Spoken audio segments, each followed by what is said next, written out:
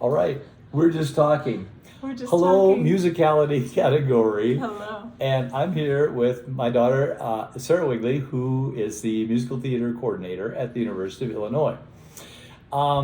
We have seen so much musical theater become a part of our barbershop performances that I wanted to share with the musicality category the perspectives from a musical theater junkie than some of the things. So, a couple questions. So, number one is how do we know if a musical theater song is maybe going to fit in our into our style, stylistically, thematic, development wise, so those types of things? How would we know if a song is a good potential song or not? So I would say it's the same concept of when we're looking for audition songs, right? Because you've got 16 or 32 bars to really make a statement artistically, musically, who am I? So I take the same concept, which is there a clear objective, right? Is there a very clear objective that will produce an arc of character, an arc of desire? What do I want? And if a song doesn't have that, then we call it a listing number. And a listing number never is going to make a good audition number, and therefore probably wouldn't make an amazing performance or contest number, because it's harder to create arc if you're simply listing instead of a clear objective. Because sometimes we'll see a song that's an 11 o'clock number in an arc of a show. And it's very effective in the arc of the show. Mm-hmm. But we've seen sometimes those have been lifted as a standalone number. Yes. How do we know if those are going to work or not? And also, in this room of musicality category, we know the bulk of our very best arrangers of the whole society. And I'm just in the room. I'm not one of those guys. But I know that you guys are out there. When a quartet asks you, or a course asks you about a number that they would like you to arrange, what questions should our arrangers be asking these groups? Yeah, I think one thing that I see, it feels similar to talking about the difference between musicality and dynamics, is the same thing we see when we think about acting is an active process and acting is just an emotion. So to me, if I think about acting and somebody's just telling me, I feel sad, that's like saying, hey, can you just sing this forte? Where it's one dimensional, right? And musicality, you want to see a lot of dimension. You want to see contrast. You want to see push and pull. You want to see an arc happening emotionally, musically. To me, that's what, I don't know what you all think of musicality. That's what I would think of. In acting, we never want to say, when we're coaching actors in musical theater or otherwise, to say, you're sad here, you're happy here, you're enlightened here. You're always thinking of verbs. What is active? Acting is active, and so is musicality. To what? To entice, to employ, to seduce, to tease, to enthrall, to pursue. And that is, I think, what would be helpful with an arrangement.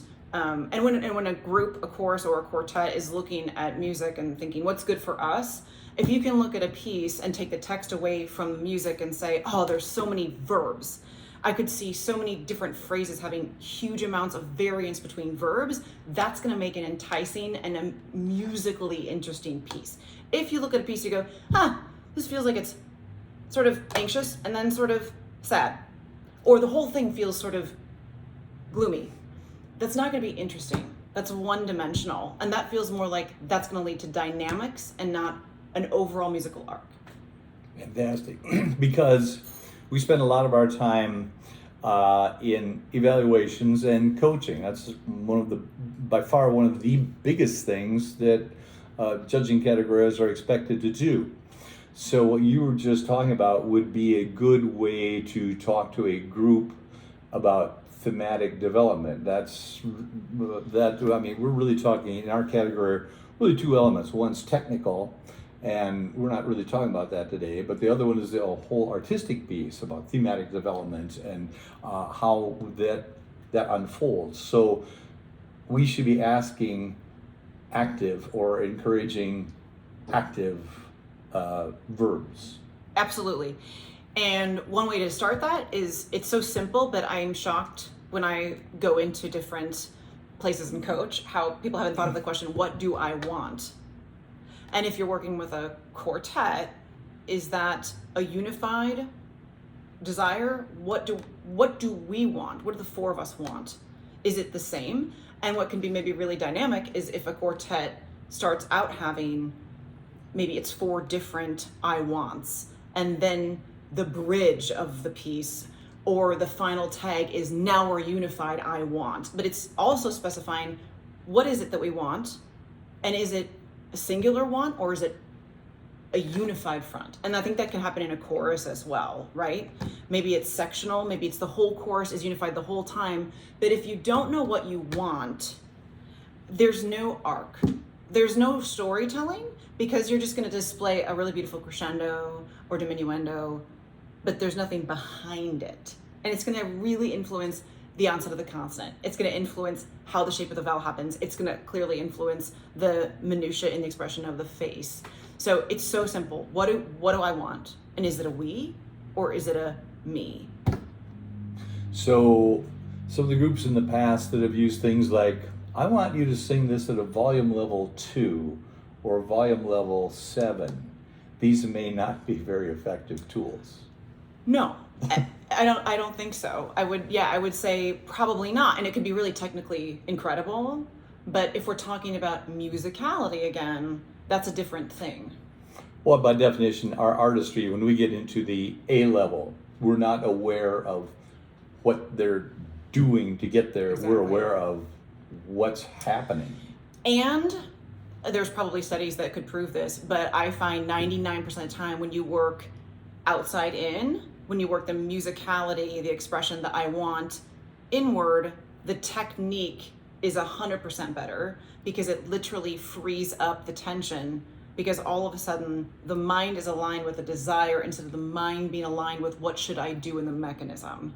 So much of the time I'll start outside in and coach from a musicality perspective and an active, what do I want? What's the goal? How do I get what I want? And then what's in my way, the obstacle. There's always an obstacle, and you can coach that inside, and then it leads to more freedom of the voice, more musical expression, more possibility with even something like a vowel sound. Now, you're talking about working with extremely talented people, though, where the technique is already right. That's already a part of them. Sure. So that method would be more to our mid B Sure. through A, 100 groups, as opposed to our groups that are down mid C might need more inside out type Sure. of work. Very fair. Because they have not, correct. You may need to talk about tone, color, or just basic production things. True. Okay.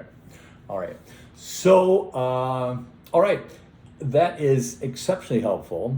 And I think all of us can be thinking about those types of things as we embrace musical theater. We see so much of it, and the way to explore it. A lot of times we've been dealing with songs that are, simple, and these musical theater pieces are complex. Sometimes they're very long, and how to make them unfold and be meaningful to everyone, the listener, the performer, and everyone. So, yes, I don't know. Do you have any other comments about the musical theater work and barbershop? Sure. I would just say if you're running out of verbs, if you're thinking, oh, I feel like I've used it a lot, or if you're arranging something and you feel like I'm looking for a contrast, there are so many resources. You can just Google acting verbs, and there are so many different PDFs that are free that list 150, 200 active verbs that are going to be objectives. So if you really want to give homework to somebody or a quartet or a chorus, you can say, you in the score, I want every phrase, you got to write a new objective down, or have them roadmap every we're going to do bigger arcing phrases. We're going to have four larger conceptual phrases of to what as objectives, and then we're going to break it down into smaller objectives. Great. Give them homework. Great. Homework. Give them homework. For barbershop groups. Who would ever thought about that? So anyhow, musicality category, there's a little bit of perspective from one of our musical theater people, and I think she's pretty special too. So, and a lot of you guys already know her and you've met her too. So thanks, Sarah. You're for welcome. Presenting. Thank you, everyone. Hello. Musicality guys, there we go. We have it. All right. See ya.